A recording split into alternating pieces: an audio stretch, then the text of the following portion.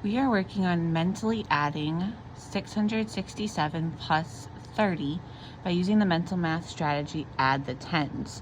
We are still going to show work, but we are not going to sketch out unless we absolutely need to add our tens. I'm going to look at my numbers. I have 667 plus 30. Because I see this plus sign, I know I'm going to have a number or an answer, which we call the sum in addition, that is greater than both of my numbers. Since I see 30, I see that it's the same as 3 tens. I'm going to underline my tens in 667 because that way I will remember that I'm adding my tens, and when I go to decompose or break apart my number, I'm going to pull out those 6 tens that have a value of 60 and leave my hundreds and my ones pushed together. So I would break up 667 into my tens and my hundreds and ones. Now I can begin by adding my tens. I'm going to circle my tens and write my number sentence. 30 plus 60. 30 plus 60 is kind of a lot to add together, but I can think of this as 3 tens plus 6 tens. 3 plus 6 is 9. So I would have 9 tens as my answer, and 9 tens has a value of 90. So now I can take my tens that I've just added together and add them back into my 607. So 607 plus 90. Since I have 0 tens and I'm adding 9 more tens, all I need to do is add 0 and 9, which is 9. So my sum, my final answer, is 697. Let's try another example. I have 229 plus 60. Again, I see that I'm adding 6 tens.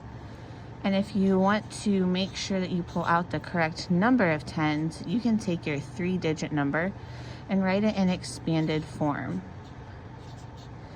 So now I see I have 2 tens that have a value of 20. So when I decompose my number, I know I can put my 20 or my 2 tens here. And then I have 209 ones. So that would be 209. So now I have my 229 decomposed into my tens and then my hundreds and ones. So now I can go ahead and circle my tens I will be adding together, which is 60 and 20, and that becomes my first number sentence. Remember, a number sentence shows us what we are either adding or subtracting, and then it has our final answer. So we are doing 60 plus 20, which is 80, or 6 tens plus 2 tens, which is 8 tens, and that has a value of 80. Now I can take my tens that I've just found the new sum of and add them to my 209. So my second and final number sentence is 209 plus 80. And that is 289. Go ahead and try this problem on your own. 152 plus 30. Pause the video, and when you're ready, unpause it to check your work.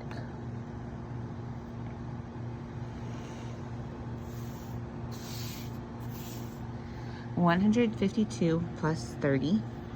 Again, I'm adding tens, so I underlined my tens to make sure I decomposed my number correctly.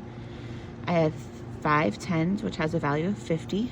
I circled up my tens, and those are the 2 numbers I'm going to add together first. So those are the 2 numbers in my number sentence, 50 plus 30.